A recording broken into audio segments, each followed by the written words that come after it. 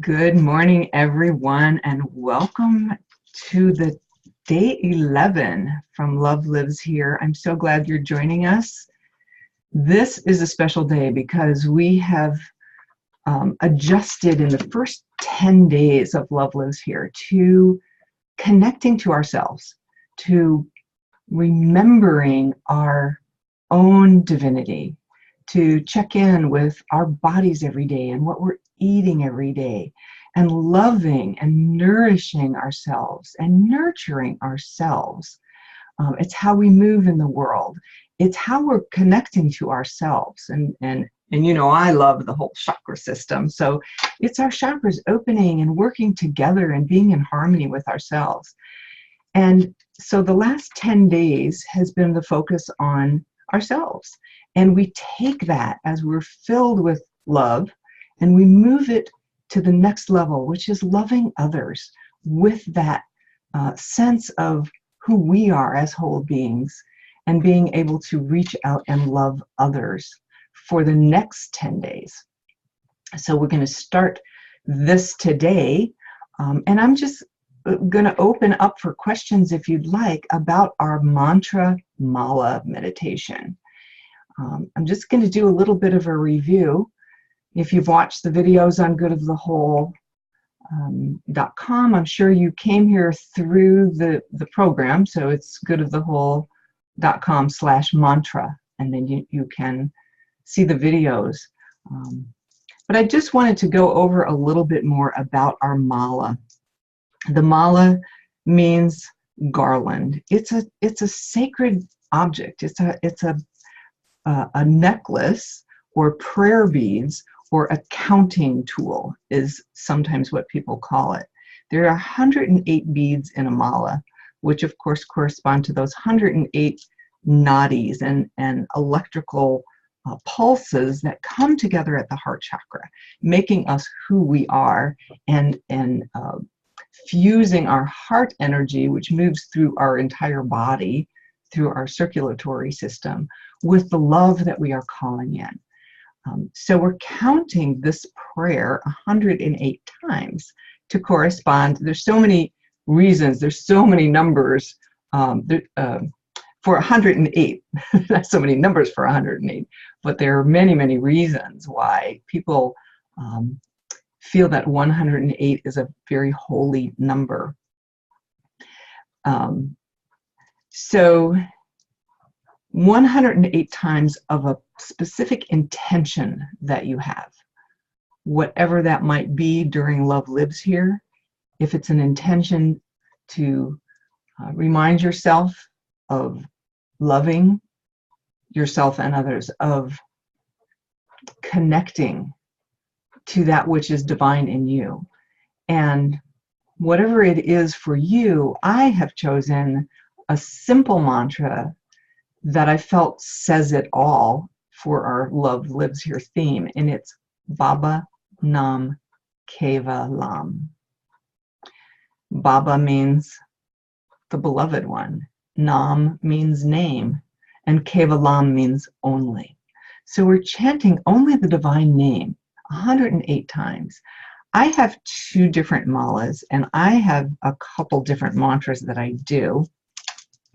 And I use this mala at night because it's made of black lava beads. And I think it's like my nighttime meditation before I go to bed. For the last 10 days since I've been doing this, I have slept better than I ever have before. My dreams, if I do dream, are vivid and rich and deep. My intuitive senses are opening up more. And this is 10 days of chanting this. I've gone through a 40-day mantra mala meditation years ago, and I've done it for other people where I am chanting for someone else's benefit and their health. So this is my first choice of mala, which is made of the black lava beads. And in the morning, I like this African turquoise. Look how beautiful that is. Because I feel that's opening up the expression center, turquoise at the throat, and that starts my day with expressing the divine love that I'm carrying within me. and hopefully sharing that out with everyone else. So again, I'm just going to review. We're not going to go through an entire mantra meditation unless you have questions or unless you want to do this. This is really on your own. And the beautiful part about the a beautiful part about learning how to do this is that you are disciplined to do this on your own. So on our mala beads, we have one special bead that signals the beginning and the end of our prayer, our meditation, and usually has a little tassel. This is called the guru bead. There's a couple different names for it, but it's the guru bead. And guru meaning this is the essence of moving from darkness into light. So we're working towards enlightenment. Oh, I said enlightenment. That's part of it too. When you feel enlightened, you feel that you've lightened up about a lot of things in your life.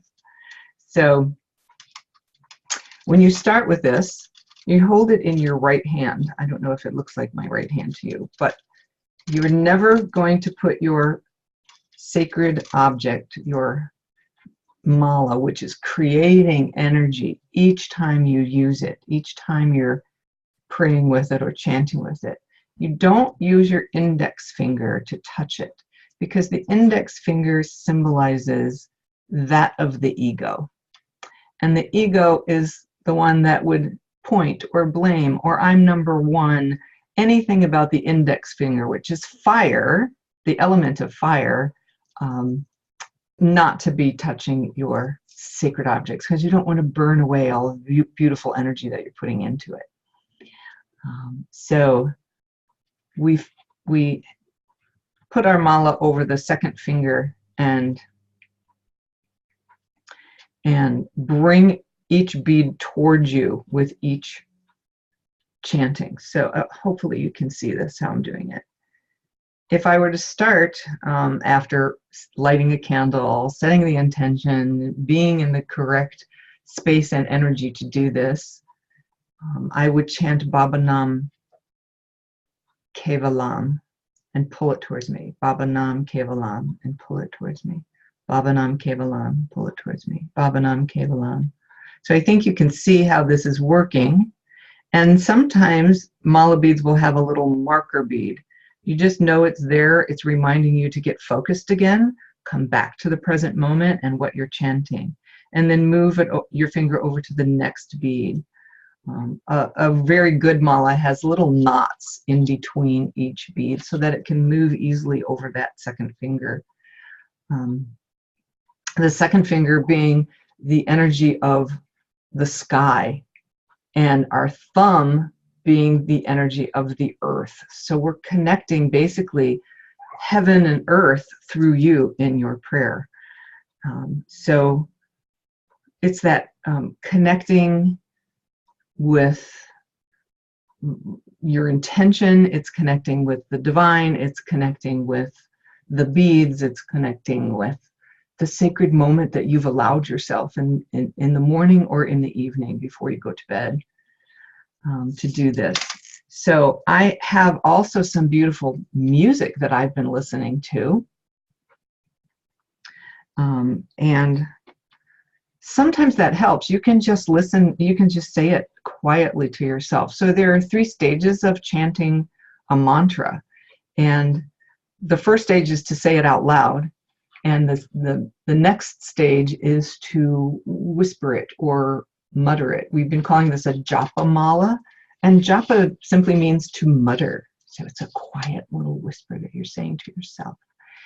And you can do that for a while and then move into the mantra being in your head. So your conscious and your subconscious mind are bringing the seed sounds and the sounds of the sacred mantra that you decide to chant. It doesn't have to be in Sanskrit language. It can be in English if you like. It can be in any language. This just happens to come from the yogic traditions and the Ayurvedic traditions and the Eastern traditions and with Hindu and Buddhism. But here in America, people are using malas and chanting and whatever culture or base or belief systems they have, it is appropriate for anyone to be able to do this, again, in any language that you want. And it's about the feeling of connecting. I love the idea that we're doing this, we're here together. And many, many people who can't get away at 11 o'clock on a Friday morning will be watching the recording of this. So I am connecting with you, and I so appreciate that we're connecting with each other in this sacred space of love. So I'm going to pull back a little bit and move my eyes to the screen so that I can see everyone here. Everyone's looking so beautiful. And ask if there are any questions. Have you been doing have you started on day one? Oh, we're going to unmute. Okay, you'll need to unmute yourself if you're going to talk to me. Well, there's 4 of us here. Julie, have you started your mantra meditation?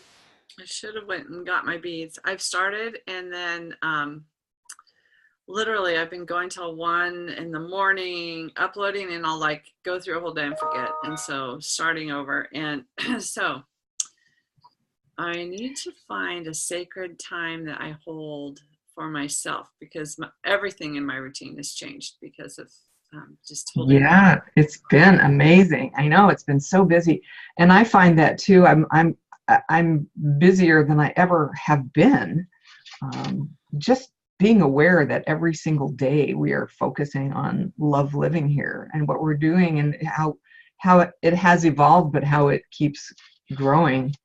It keeps getting busier for you. So what I do is I absolutely, before I go to bed, no matter how exhausted I am, I'll go into my healing room and I sit on the soft healing table. I just turn the lights down and I'll go through it. And I play some music because it gives me a nice rhythm as I'm chanting. And it doesn't take more than a few minutes, really, like 6-7 minutes, depending on how fast you want to chant. You can, let's say it's Baba Nam Kevalam, you can just say it that fast. Baba Nam Kevalam, Baba Nam Kevalam, Baba Nam Kevalam, Baba Nam. Or as I've been listening to music, it's kind of been Baba Nam Kevalam, Baba Nam Kevalam. So it takes a little bit longer, but you're not rushing through it. And then your mala starts to take on this beautiful energy. So when you're wearing it all day long, it's not like a necklace. It really is sort of carrying around your favorite crystal, or you know, the medallion, or whatever it is that you want to wear. Mala is one way to do that. So the idea of being disciplined and doing it every day for 40 days is really what I like. I love the fact that I have to be disciplined to do it, knowing that one day you do it every day. So the day is when you wake up in the morning to when you go to, before you go to bed at night, and that's it. If you can fit it in anytime, and it's usually at the very, very end of the day, right? Where it's like, oh my gosh, I have to make sure I do this before I go to bed, and I'm so tired. But I do, and it makes me sleep so well. It's just a beautiful way to end the day. Now, what I did starting on day 10, oops, we lost a couple people.